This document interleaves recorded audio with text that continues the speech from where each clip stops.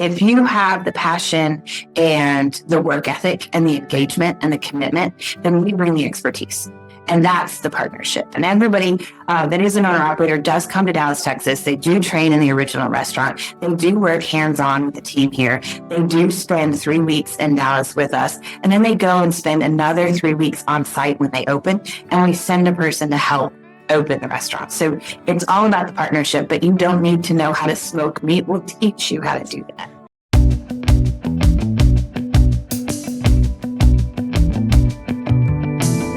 Hey everyone, thanks for tuning in to the latest edition of FranCoach's Franchising 101 podcast. I am Tim Parmeter, founder and CEO of FranCoach and your podcast host.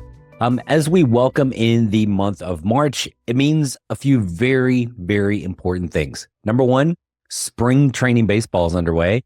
And I am pretty sure, folks, this is the year the Cubs are going to win it again. I mean, probably. It also means we've got March Madness. That's a week or so away from getting started. And I am pretty sure this is the year my bracket is going to be the most unbusted bracket ever. Probably. But really slightly more relevant to this podcast and something that I am 100% sure of is that March is Women's History Month.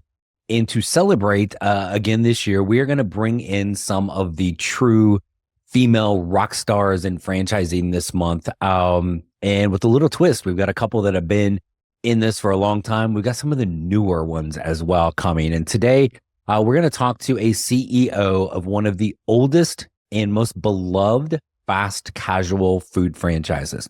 We're going to focus on her background, obviously her leadership of this yum-tastic brand, and why it may be a great fit for you to own this franchise. If you haven't eat something first before you're going to listen to this, because you're going to want some of the food and probably going to want to own it too. So before we do that, a quick reminder of who we are. FranCoach is a national search firm dedicated to working with individuals like yourselves interested in owning a franchise. We're partnered with over 600, getting close to 700 almost, believe it or not, franchise brands, 70 plus industries. Number one goal for us always is to help get you properly educated on franchise ownership to determine if this is the path for you now. If so, we're going to help find what is your absolute best franchise to own. That is all about us. Now let's get to our guest. All right, we are back on the Franchising 101 podcast. And let me tell you, folks, if you are listening to this around lunchtime or dinner time, you're going to be a little, salivating here. Not just our amazing guest, but who she is with. Joining us is the CEO of Dickey's Barbecue Pit, Laura Rea Dickey. Laura, thanks for joining us. I mean, it's great to be here. And did we bring food today? Well, we always and ready with barbecue. We have brisket, we have ribs, we have 2 kinds of pulled pork, we have 2 kinds of kielbasa sausage. So we are here with barbecue. Okay, so where I live, half my life I live in Tampa, Florida, where I can get Dickey's Barbecue. The other half is in Arizona, in the middle of nowhere, Arizona, where they ain't no Dickey's Barbecue out here. So we literally, I'm excited about the Subway that's being DoorDash for me and my kid here in a little bit. So we'll hit up the barbecue next week when I'm in Florida. But we want to talk all about Dickey's Barbecue Pit, the whole fantastic story. But franchising is a people business more than anything else. So guess what? Guess who's on the spotlight right off the bat there, Laura? It is you. Give us a little scoop on Laura and kind of your background and how you got into this whole crazy world.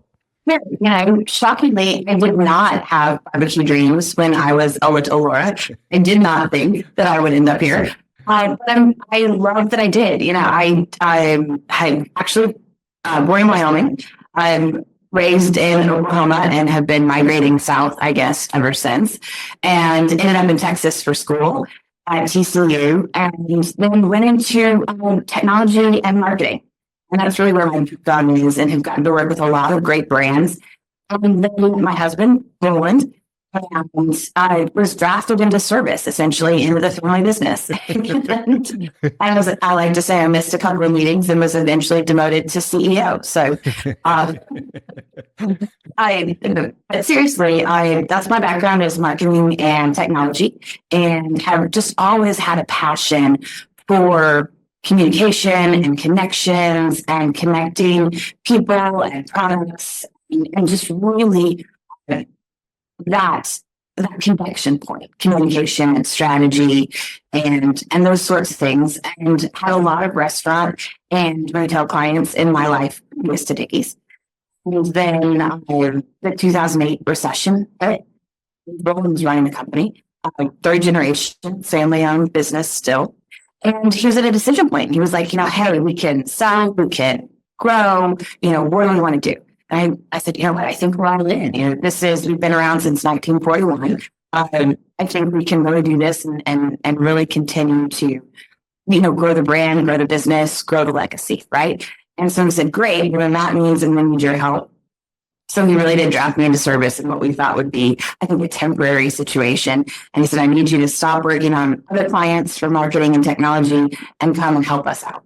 So it really was an all hands on deck. And we were at about 80 locations at the time. We're over 500 today. And so we really pulled in and refined the business at that time and have been growing ever since. Oh my gosh, crazy. So sorry for the demotion to CEO, but it happens.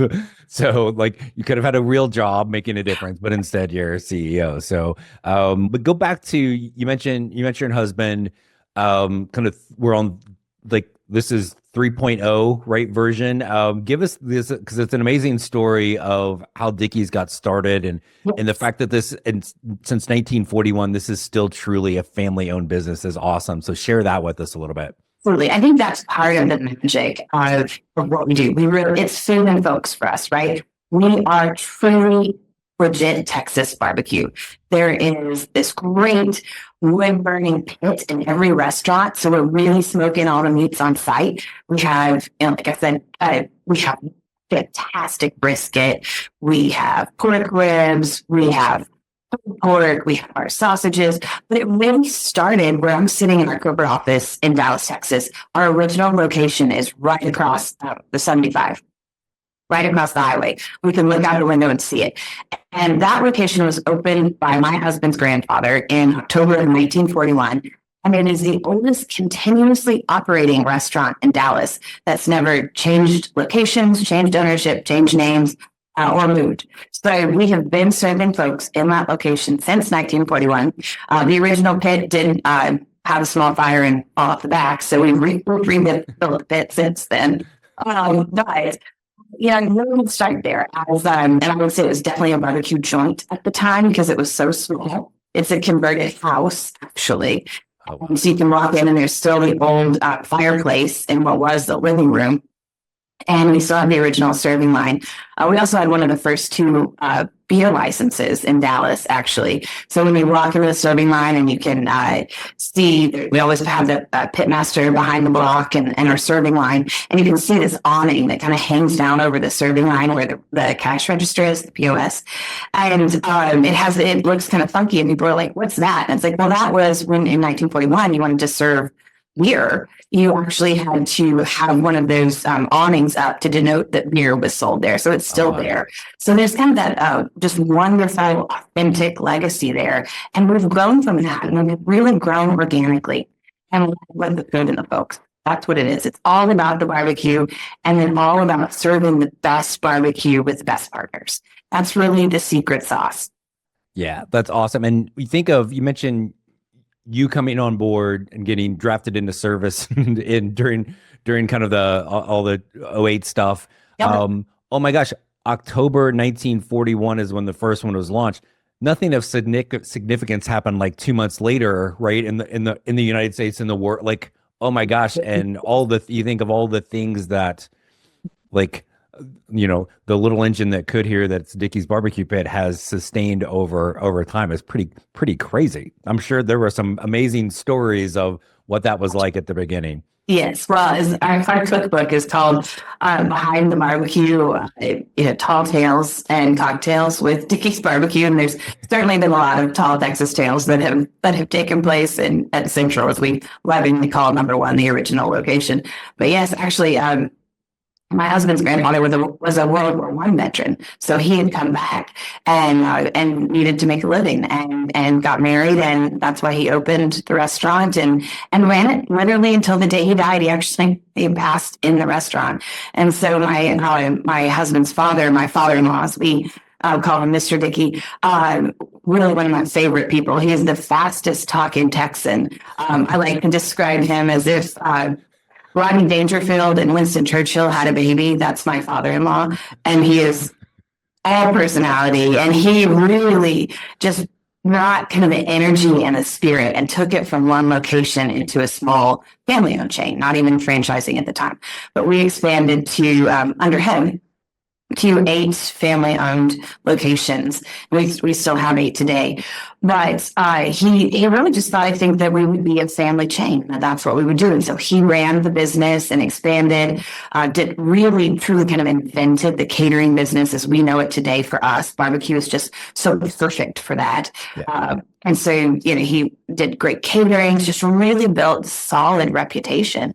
And then eventually opened a family-owned restaurant outside of Texas in New Mexico.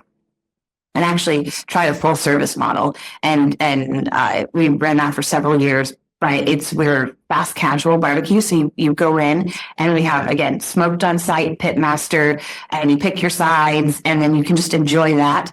Or you can actually now today order online with us or order through people on DoorDash, or we'll bring it to you in most locations. But no, my father-in-law expanded the business, and then in 1994 started franchising. He had 2 customers that just kept coming in and asking, this is just such a great way to make a living. We love the barbecue. We love barbecuing. Sell us a restaurant. And eventually, Frank Smith wore him down, and he did. And his son Dale is still a franchisee today. They have 4 locations around Texas. But we really just started growing organically in that way. Yeah, I think there's a lot of brands that's just kind of what happens, right? It's like, oh, this is so good. Let me give me a piece of this, and then okay, right? And so, which is great to know as I'm sure for the family, like, man, these people love it so much. Not are they coming back to eat? There's some of them that want to own this also, right? So that's got to be a great validation of what it is. And so I'm sure there's been a handful of iterations over time. And certainly all the new locations aren't in some really old house, right? So give us kind of a scoop of what that ideal location looks like now. Definitely. And that's something that my husband's really brought into the business. So he joined, I think in about 98, 99, and he really took on the expansion of the business. And so that was really taking it from what my father-in-law did as a family chain into franchising and expanding. And he really came in and did just that, was to really develop the business model, really develop what that kind of nail it and scale it footprint is. And that's changed over time. Initially, we had very large, 3,000 square foot dinner houses, but we've evolved today to a very lean 1,800 to 2,200 square foot inline or end cap with a drive-through is great, although it doesn't have to have one. But it's a really just lean and sleek barbecue restaurant that's focused still all around the pit. And so we have dine-in folks, we have a lot of carry-out business, we have delivery, and a lot of catering, and then we had really big holiday sales. But we can accomplish all of that in a fast casual 1,800 to 2,200 square foot location.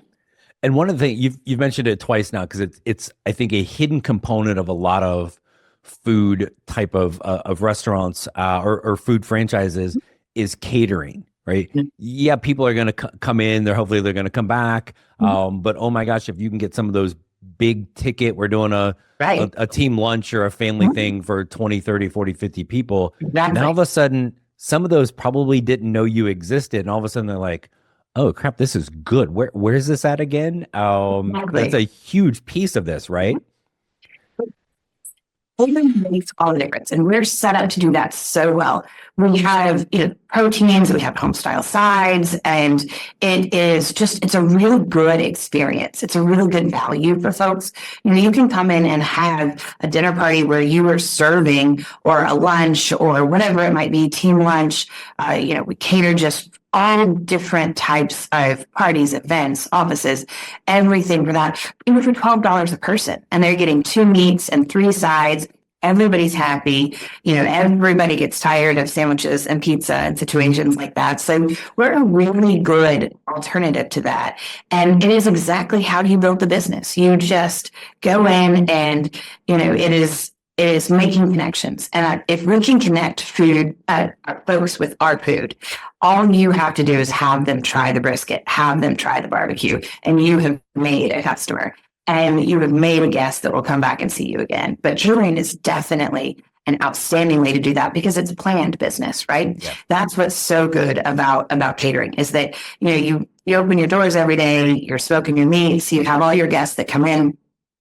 Online ordering is also great because you have a little bit of a heads up and notice. So that's good. But catering allows you to really plan. And so that's where you want to really nurture and build that part of the business, because then you know exactly how to manage your team members, your pit crew, as we call them, and really plan ahead and manage your cost of goods. So that's why we put such an emphasis on catering. And it is then again that natural brand building, natural business building way to connect folks. Yep, absolutely. I want to talk a little bit about the owner, kind of some of the things that you look for. But I'm going to start with a really simple question. Do you guys require your owners to be full-time, or could they be more semi-absentee and hire a manager? That is such a great question. No, this is an owner-operator focused business. That's why we don't even internally use the term franchisee. We really only say that for SEO out in the world. But it's truly owner-operator. So you have to be passionate. There has to be someone that is the pit master of your restaurant. And that very rarely happens with a general manager. You might have a partner. You might come in as operating partners and an equity partner. Certainly that happens. But you have to have a designated owner-operator partner that agrees to have that passion, really work the pit, really build the business, because that's the art of the barbecue. That's what makes us different. It's what makes the food so elevated and so outstanding, but at a price point that it is really attractive to a large group of folks. But that takes genuine work, engagement, and involvement. Hey folks, would you be interested in owning a franchise that has been cooking up something special since 1941? A brand with nearly 1,000 locations around the globe, yet still tons of opportunity for expansion. A brand that, despite its size and age, is still a family-run business with strong values. If so, I got one for you. Dickey's Barbecue Pit. Dickey's is a fast casual franchise that is different from everyone else in that space, as it is less about fast or casual and more about amazing food and a great customer experience. With a smaller footprint and easier build out than most food concepts, Dickey's has an affordable investment, so it is a fantastic option for someone who loves great food, wants a business with a family feel, a well-known name brand, and tons of support. If this sounds like what you've been looking for, then go to dickeys.com to learn more and get cooking on your better tomorrow. So somebody, let's say I'm sitting here and I'm like, ooh, this would be really cool to own. I'd love to be able to jump in. I don't know the first thing about doing any of this work. Like, I can maybe on my grill a burger and a hot dog, right? And so I'm going to oh my gosh, I don't know how to run a bar, like pit master. I have no clue. How much does that matter to you guys, the people you're looking at? I will say this, and it's a running joke around the office. I am the worst cook possible. Absolutely the worst. I am not the person that is leading the CEO of Dickey's Barbecue, but you don't need to. You got an in. That's right. I do have an in. But that's just it. That's what we bring to the table. We bring that expertise. If you have the passion and the work ethic and the engagement and the commitment, then we bring the expertise. And that's the partnership. So we have great folks. We have Chef Matt, our culinary team that is there, and we have 83 years of experience. recipes. We have barbecued it, we have smoked it, we have deep fried it. We bring that to the table and we teach folks how to do that. And everybody that is an owner operator does come to Dallas, Texas. They do train in the original restaurant. They do work hands-on with the team here. They do spend 3 weeks in Dallas with us. And then they go and spend another 3 weeks on site when they open.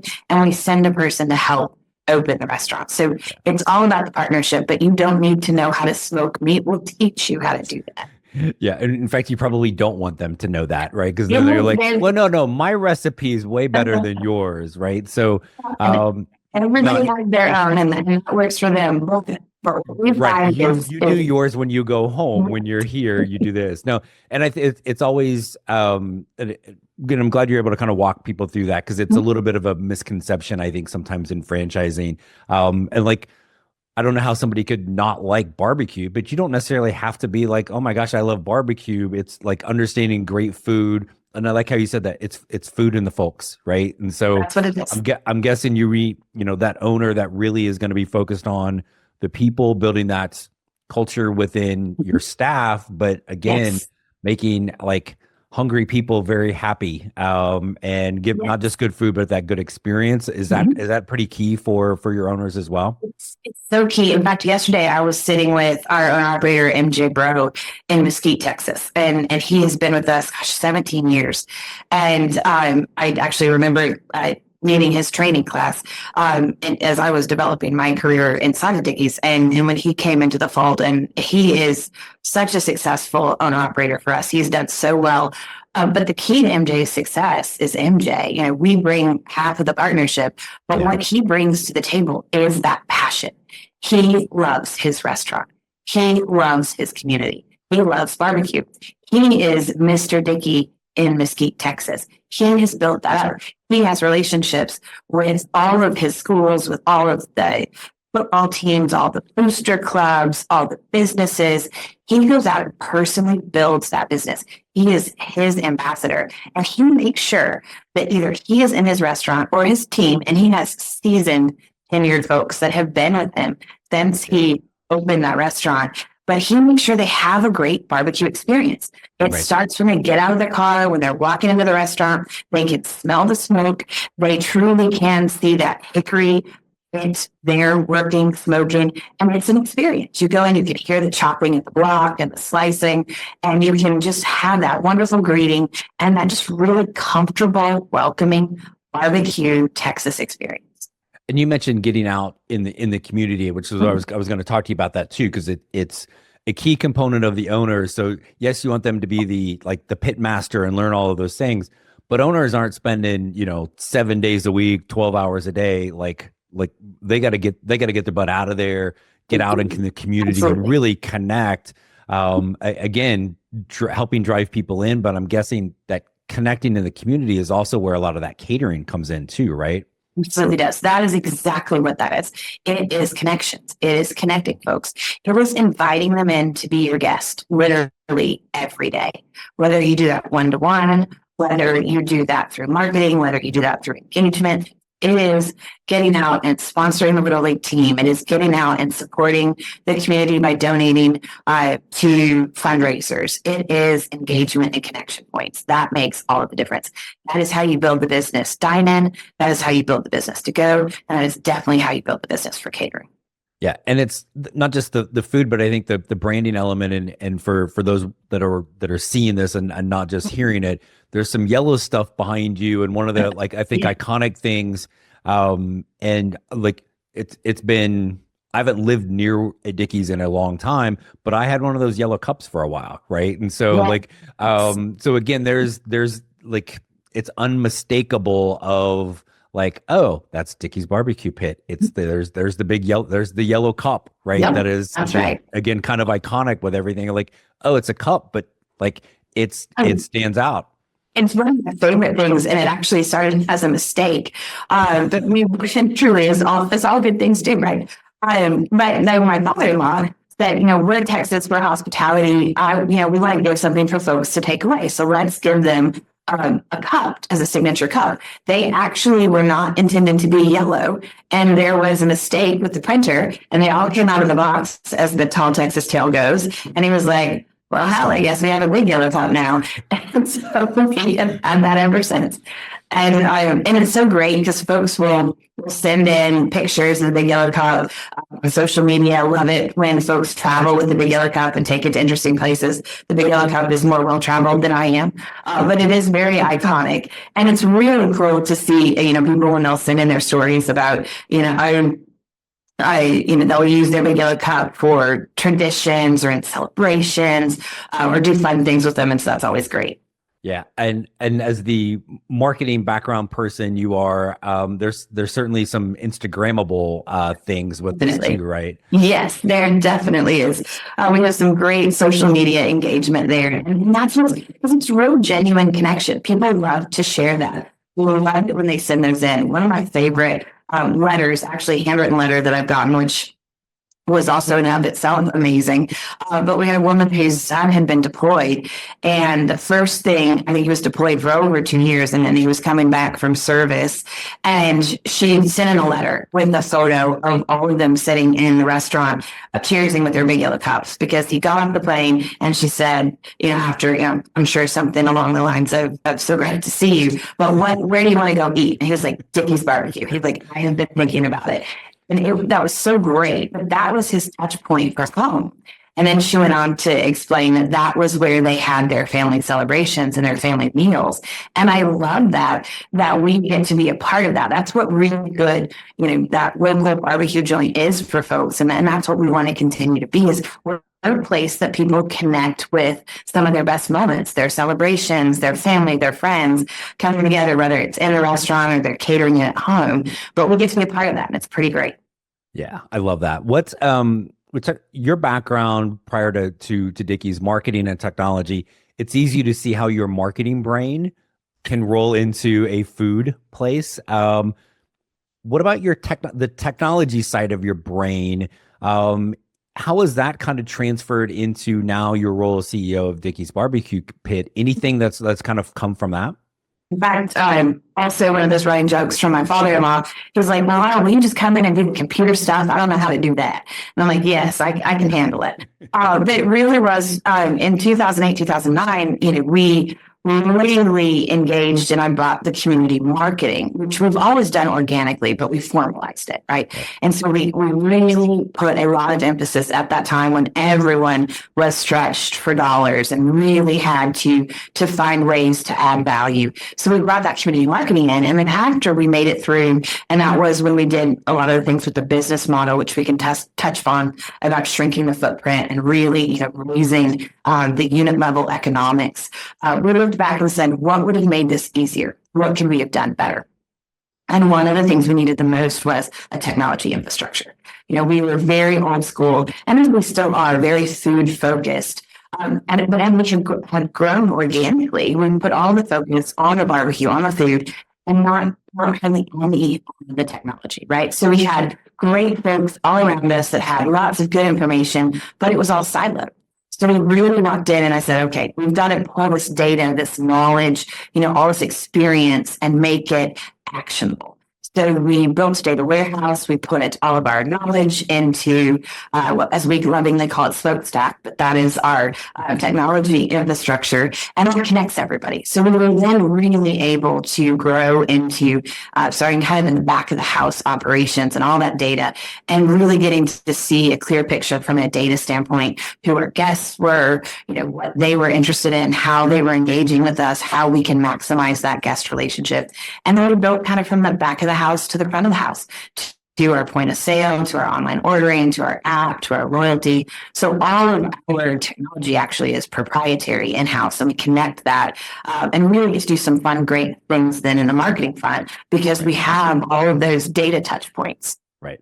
Yeah, absolutely. No, that's good. You wouldn't think of, and I'm glad you kind of went through that, because I'm like, oh, it's a food thing. How's technology? Like a ton, right? From an efficiency standpoint. And I always, it's funny because you're not, clearly Dickey's isn't the only kind of food franchise that's done this. Like, hey, we thought bigger was better, but actually if we make this a little bit smaller, it Very well actually said. Yes. raises like the revenue and the profit. Like Oh, who knew, definitely. right? Just because you've got everything streamlined at that point. That's exactly right. That's very well said. And that's what part of that evolution for us of the business model has been, that we're definitely focused and really own a very profitable space in fast casual, because we really bring high quality product. You really have 12 to 14-hour pit smoked meat on site that someone is hand chopping, hand slicing, or as we like to do with our pulled pork, that grab, squish, and tickle method that makes that perfect pork sandwich.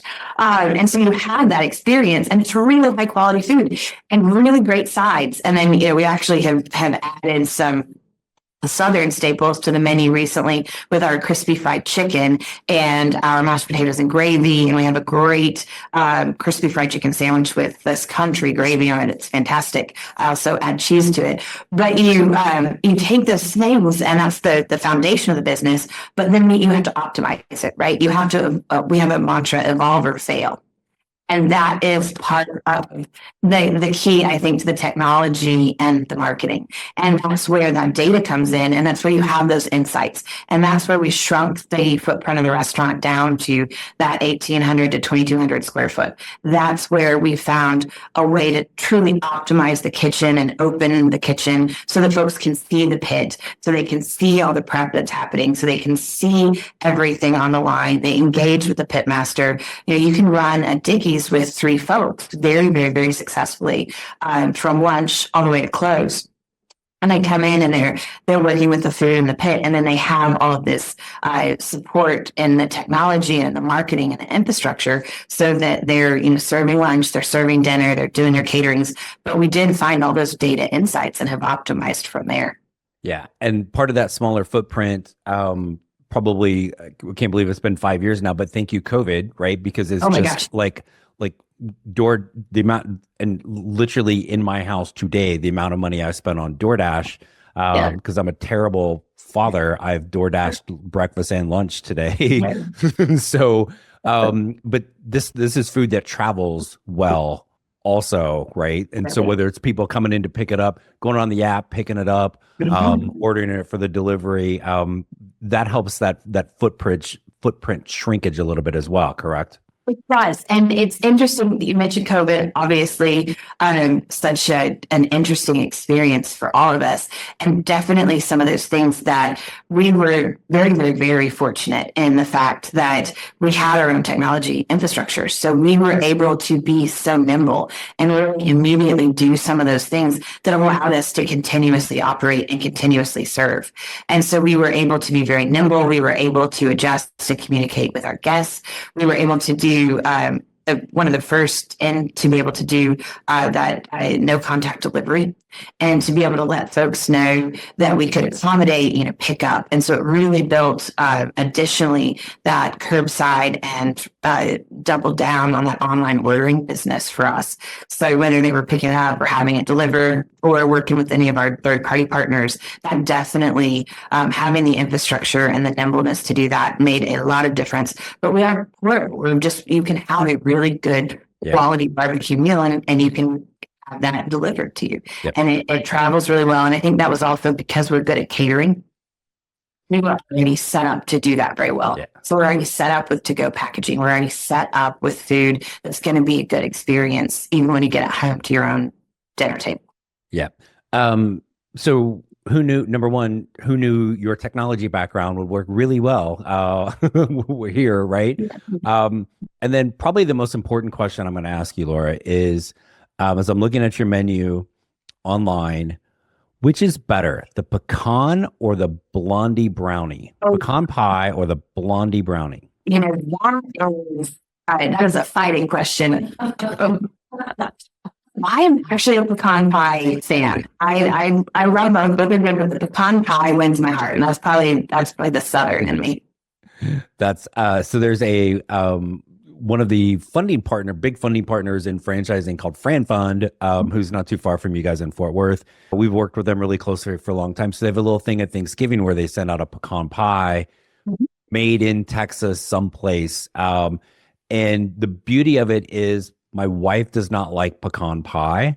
and I eat that entire thing. There may be ice cream with it mixed in there, but I like, yeah. So it was all the good food, and I am starving at the moment. So I'm like, oh, what else is on this menu? Ooh, there's pecan pie. So love it. The important things out there, and because it's also the South, we get tea, right? So we got definitely sweet tea and unsweet tea. So we've got that. So very cool. I want to fire one other kind of question at you, right? So the whole point of the franchise system is there is a proven plan, and in this case, proven for out of the math involved 80 some years. So we kind of got that part figured out, and all sorts of different support that people might think of. What's an area of support that you guys look at and go, hey, this is really, we are outstanding at this area of helping our owners succeed? That's a great question. I really like to think that we're very well-rounded in the support that we give folks. But I think coming in and leading with the barbecue with the food, that we really do a very good job of being so food focused that we can help folks become a pit master. They can become an expert at barbecue. We can teach that. We provide the support outside of our training. It was a lot in our marketing and our technology and the support to build the business, right? Because it's barbecue and it's business, and they both have to work.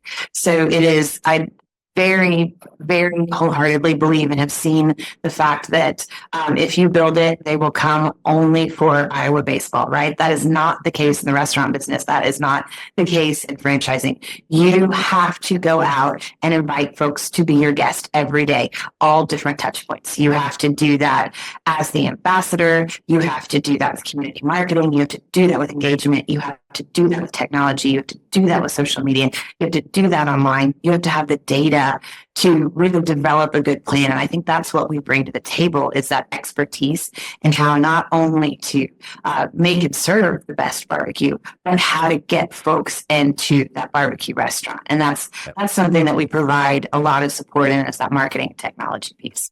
Yeah, because I don't care how great it is if like ain't nobody showing up. That's right. So the very last thing I'll let you, I'll throw it to you and I'll let you go. And this is kind of a broad, open-ended question, but is there anything in particular we haven't talked about that you're like, oh gosh, I got to make sure everybody knows this about Dickey's? What might that one thing be that we're missing?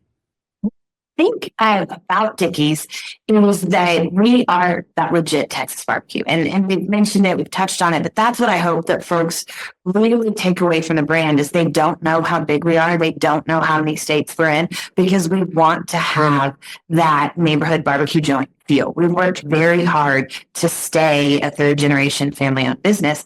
And so that it doesn't matter from Dallas to Dubai, where we also have restaurants, that you get that experience. You have that true, legit Texas barbecue experience.